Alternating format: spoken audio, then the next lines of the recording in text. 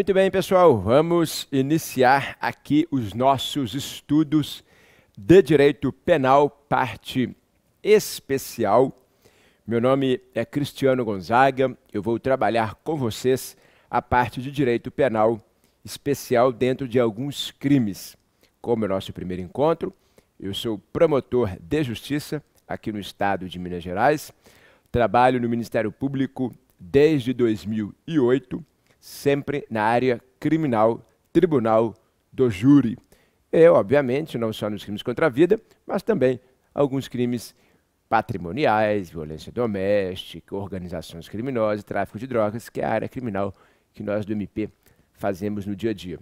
Também fui defensor público durante 3 anos, de 2005 a 2008, trabalhei como defensor público, também aqui no estado de Minas Gerais, na área criminal e também na área civil, notadamente família.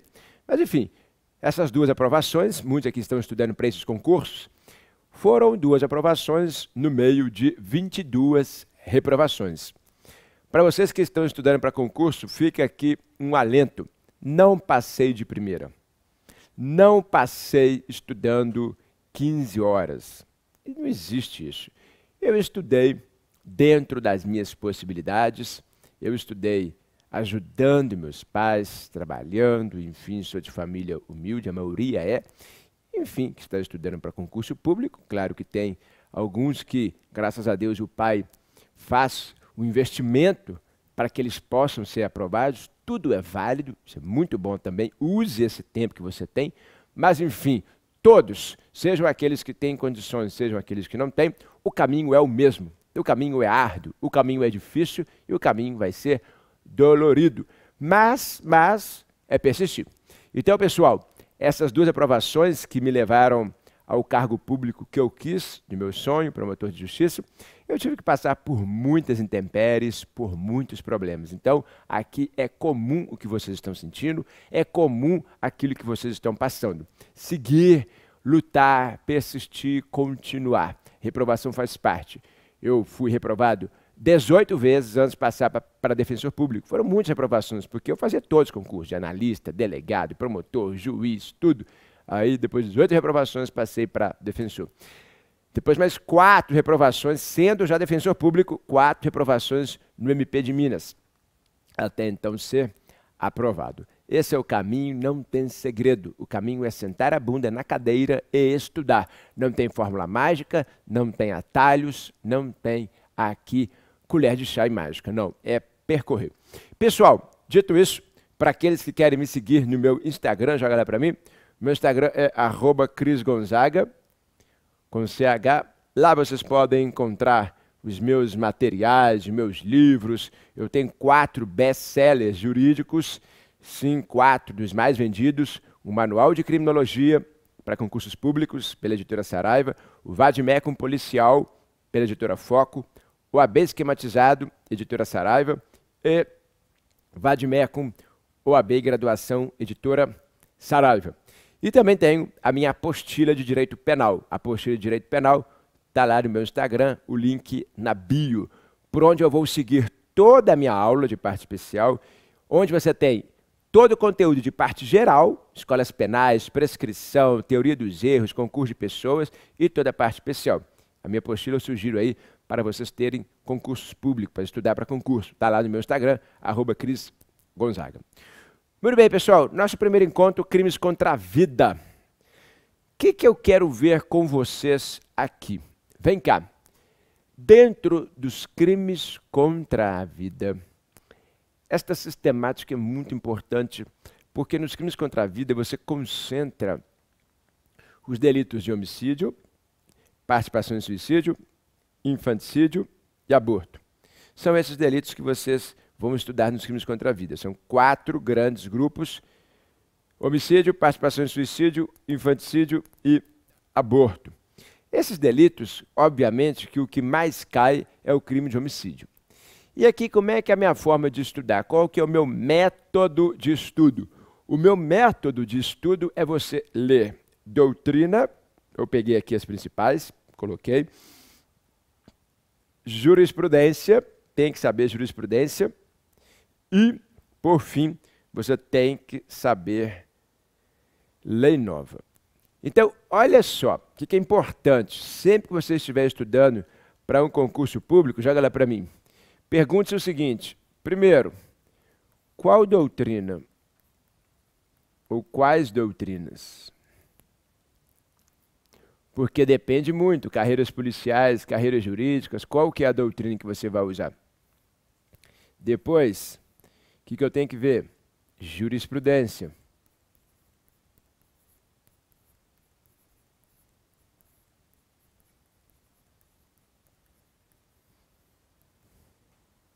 E por fim, lei nova. Sempre é assim, pessoal. Estudar para concurso público, esse é o método. Eu custei a descobrir isso aqui. Depois que eu descobri isso aqui, é que eu comecei a ter êxito. Vocês têm que tomar muito cuidado, porque esse, pessoal, esse é o melhor método de estudo que você pode encontrar. Porque quando você trabalha desse jeito aqui, quando você vê nessa sistematização aí, esses três, vocês vão ver o seguinte, que quando se estuda doutrina mais abalizada, aí depois de doutrina mais abalizada você passa para a jurisprudência, e depois de jurisprudência passa para a lei nova, não tem como errar. Porque doutrina você tem que pegar uma doutrina que você se adapte, uma doutrina boa. Você não vai pegar doutrina ultrapassada. Você tem que pegar uma doutrina recente, que tenha pelo menos um pacote anticrime dentro dela, a nova lei de abuso de autoridade, dano psicológico à mulher, stalking, assim vai. Jurisprudência é tranquilo. Jurisprudência é STJ e STF. E jurisprudência você tem que pegar os últimos 5 anos. Nossa, professor, últimos 5 anos de STJ, 5 anos de STF, sim. Você tem que pegar isso aí. Então, já começa a ver essa jurisprudência, ela é recente. Isso é uma jurisprudência balizada. Isso que eu estou mostrando para vocês aqui é o método inicial de estudos. Tem que saber isso aqui. Não adianta ir direto para a aula se você não consegue estudar isso aqui. Isso aqui é um método para você ser aprovado. Então, STJ e STF você tem que saber. Ah, como é que eu acho isso, professor? Vá lá no site do Supremo. Cadastra lá no sistema PUSH. Ou PUSH. Na minha apostila tem todas as jurisprudências dos últimos 5 anos. Tem que encontrar isso aí em algum lugar. E lei nova, pessoal, é no site do Planalto. Pacote anticrime, dano psicológico, o stalking, perseguição, dano psicológico, dentre outros. Então aqui, esse é o método de estudo mais abalizado, pessoal. Esse é o método de estudo que dá certo. Pega a doutrina, pega a jurisprudência e lei nova. Então, isso aqui é o caminho a ser percorrido. E aí a gente volta para a nossa aula, olha lá. Olha como é que está aqui. Doutrina. Esse primeiro slide praticamente é o quê? Doutrina. Doutrina. O segundo slide já tem o quê? Ó, pensamentos jurisprudenciais, pensamentos jurisprudenciais, pensamentos jurisprudenciais. É o quê? Jurisprudência.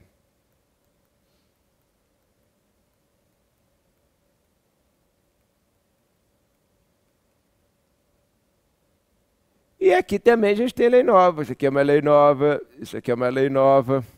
E aí depois, lei nova. Para qualquer concurso que você for estudar, o passo a passo é esse aqui. Esse passo a passo não tem como você abrir mão. Então, visto isso, vocês vão ver como é que eu leciono. Então vamos agora começar para você entender a minha forma de expor. Vem aqui comigo. Pegaram isso? Coloca em qualquer estudo seu. Do civil, do processo penal, do constitucional, do administrativo, do penal, da criminologia. Pega isso e vai, ó, procurando. Tem ou não tem? Não, aqui não tem jurisprudência, porque é lei nova. Beleza, lei nova não vai ter mesmo, não. Então só tem a lei nova. Tem doutrina? Também não, ninguém escreveu aí, então fica só com a lei nova. Bom, isso aqui é muito antigo, então vai ter doutrina, vai ter jurisprudência. E a lei nova não, porque é antiga.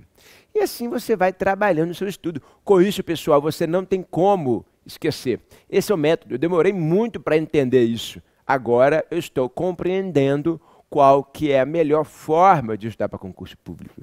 Esse é o ponto. Então, vamos lá. Classificação, joga lá para mim. Crime material. Qual é o conceito que nós temos aqui? De qual crime que eu estou falando aqui? O primeiro crime, que é o 121. É o que inaugura a parte especial. Então, a parte especial, ela é inaugurada com esse crime aí. Crimes contra a vida. E dentro dos crimes contra a vida, nós temos o primeiro, crime material e não transeunte. O que é esse conceito de crime material e não transeunte?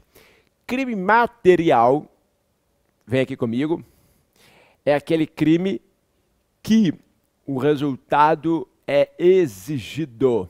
É aquele crime que o resultado é exigido. Qual o resultado? Resultado material, resultado naturalístico. Então a definição de crime material é aquele que você tem que ter um resultado natural. É aquele que o resultado é exigido. O homicídio, eu preciso de um resultado. Qual que é o resultado no crime de homicídio? A morte. Então, crime material, segundo a doutrina, é aquele que precisa de um resultado naturalístico. Qual que é o resultado? A morte. Joga lá. Então, aqui, consuma-se com o quê? Com a morte. O que é morte? Cessação de atividade encefálica, que deve ser comprovada pelo ECD, Exame de Corpo de Delito. Vamos trabalhar isso aqui. Mas antes disso, como eu gosto de fazer um estudo interdisciplinar, da parte geral com a parte especial, crime material, você não pode confundir, ele é diferente do crime formal e do crime de mera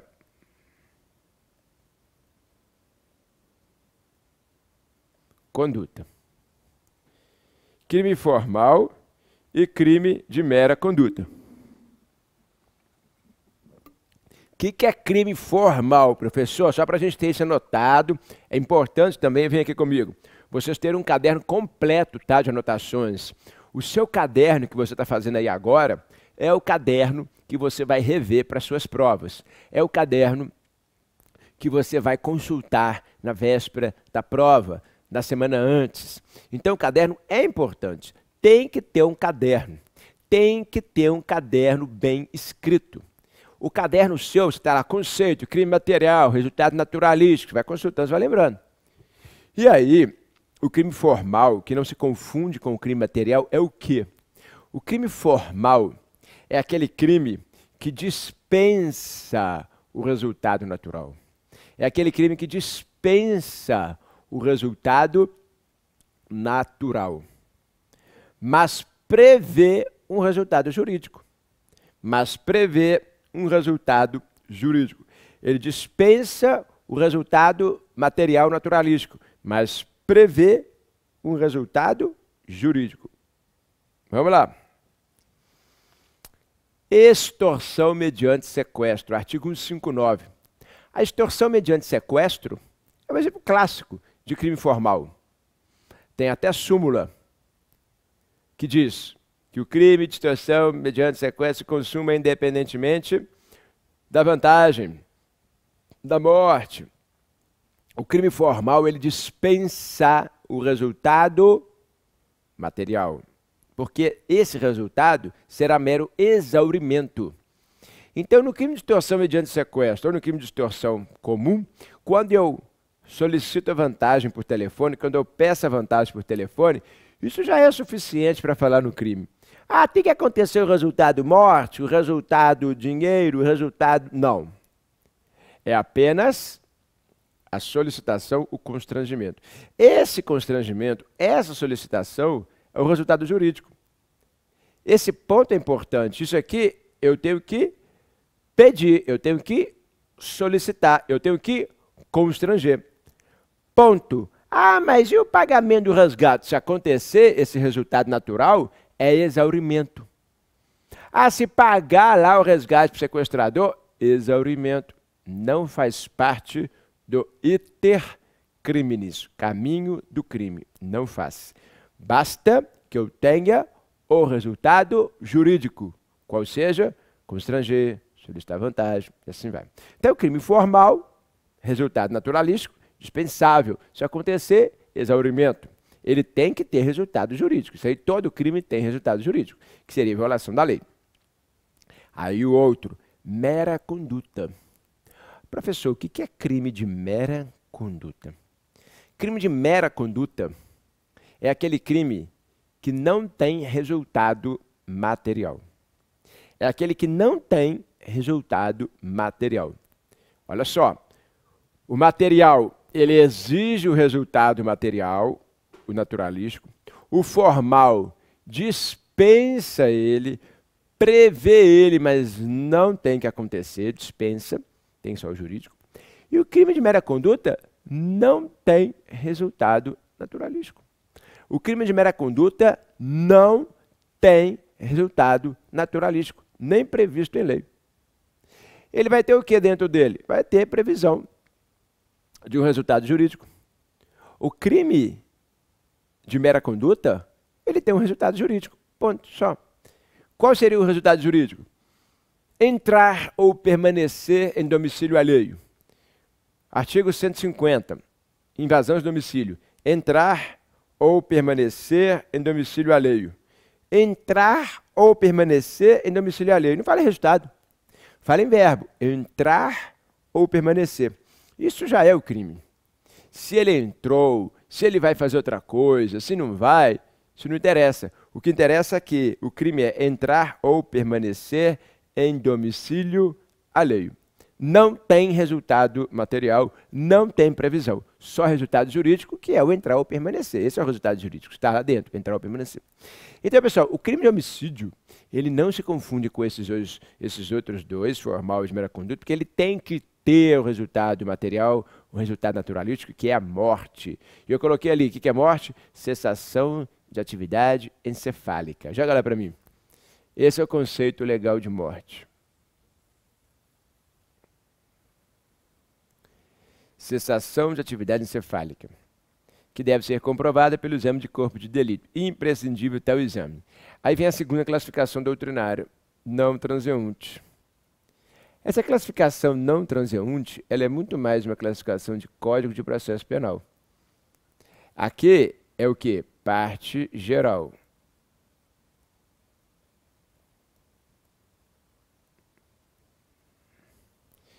Parte geral, CPP.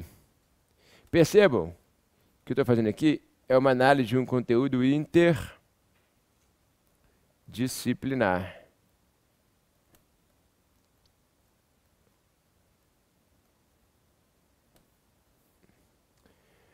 Conteúdo interdisciplinar. Isso que é o conteúdo interdisciplinar. É quando eu estudo a parte geral com a parte especial, com o Código de Processo Penal, enfim, tudo isso daí é um estudo que eu faço conjugando aqui todos os pontos. Então, essa conjugação de todos os pontos aí, do penal parte geral, do penal parte especial e assim por diante, isso daí é conteúdo interdisciplinar. Então, vamos agora ao conteúdo interdisciplinar do CPP. O que é um delito não transeunte? É aquele que deixa vestígios. Olha o conceito aí. Delito não transeunte, caderno de anotações, deixa vestígios. Esse é o conteúdo interdisciplinar lá do CPP. Então, esse crime aí é um crime que deixa vestígios. Bom, delito não transeunte, ele agarra. Delito não transeunte, ele agarra. Ele não passa. Ele deixa vestígios. E se ele deixa vestígios, o que tem que fazer nesse crime aí? Perícia.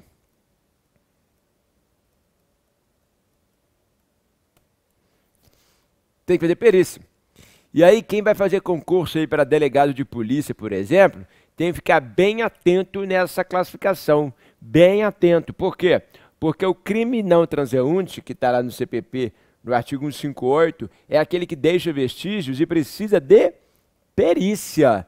É indispensável a perícia. Ah, professor, indispensável a perícia. Então, a classificação está lá no artigo 158, sim. O artigo 158, vamos pegar esse artigo aqui para vocês verem. Olha lá.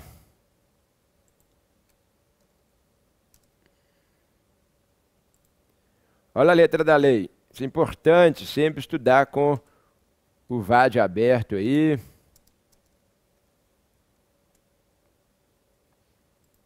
VAD policial, tem o nosso VAD aí também.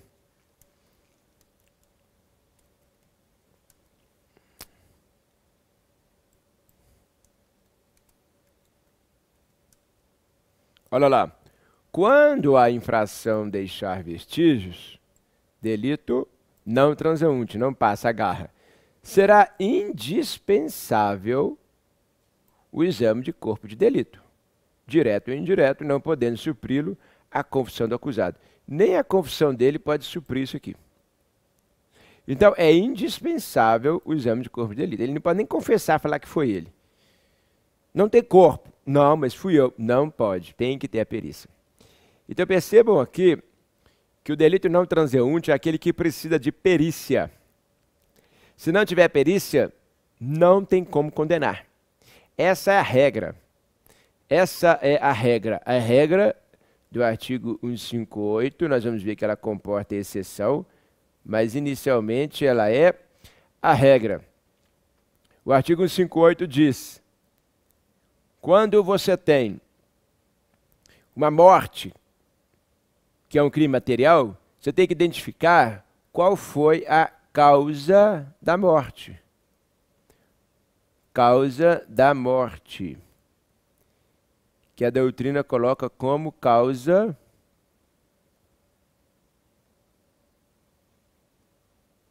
mortes. Então, qual foi a causa da morte? Foi envenenamento? Foi por meio de projétil de arma de fogo, instrumento contundente, pérfuro, cortante, cortante? Qual foi a causa da morte? E aí vai ter que ter uma perícia aqui que constate isso. Isso é um delito não transeunte. Pode parecer bobagem, mas olha o tanto de conceito que a gente extraiu de dois métodos, de duas classificações, crime material e não transeunte. Então tem que saber o quê? Causa da morte. Perícia. Tem que saber. Tem que ter nos autos isso. Se não tiver nos autos, não condena. Nem que haja confissão dele, do próprio acusado falando que foi ele, não pode condenar. É imprescindível o exame de corpo de delito. Está aí. Delito não transeunte. Deixa vestígios. Agarra, não passa. Professor, e essa exceção do artigo 67, que a prova testemunhal pode suprir-lhe a falta? Teve um caso aí no Brasil emblemático, né, do goleiro Bruno, que foi condenado e não havia corpo. Como é que fica isso? Ele foi condenado sem perícia. Não tinha exame pericial porque não tinha corpo de delito. Não tinha corpo de delito para periciar. Como que eu vou falar em condenação dele se não tinha? Aí, olha lá, temos uma exceção. É uma exceção bem excepcional, né, fazendo um pleonasmo. Mas olha lá, o artigo 167 diz: não sendo possível o exame de corpo de delito, por haverem desaparecido os vestígios, a prova testemunhal poderá suprir-lhe a falta. Não sendo possível o exame de corpo de delito, por haverem desaparecido os vestígios. Aí não tem como fazer, porque sumiu. Aí a prova testemunhal poderá suprir-lhe a falta. Mas aqui, pessoal, é porque não tem como fazer o exame de corpo de delito. E aí vem aqui comigo. Quais casos seriam? Por exemplo, matou a pessoa, esquartejou, jogou no rio, os corpos, pedaços, membros sumiram. Pegou o corpo, dissolveu no ácido, não tem mais o corpo, sumiu também. Pegou a pessoa, deu para algum animal comer, bicho lá, enfim, não sei nem qual que come, né, gente, mas enfim, piranha, por exemplo, come, né? Piranha aí, jogar no rio cheio de piranha, ela come. Enfim, então sumiu de alguma forma o corpo de delito. Sumido o corpo de delito, e aí? Como é que eu faço para provar que existiu a morte? Foi o que aconteceu no caso do goleiro Bruno. Ele foi condenado porque uma testemunha disse que viu pegar o corpo da vítima e dar esse corpo esquartejado para o cachorro comer.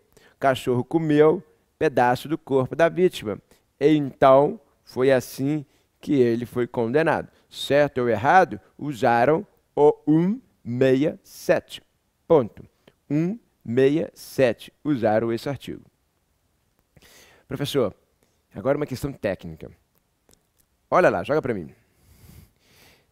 Tem gente que chama esse artigo 167 do CPP de exame de corpo de delito indireto, como Magalhães Neurônio e Torinho Filho. Isso é bem doutrinário, tá, pessoal? Isso aqui é doutrina bem abalizada. Bem abalizada.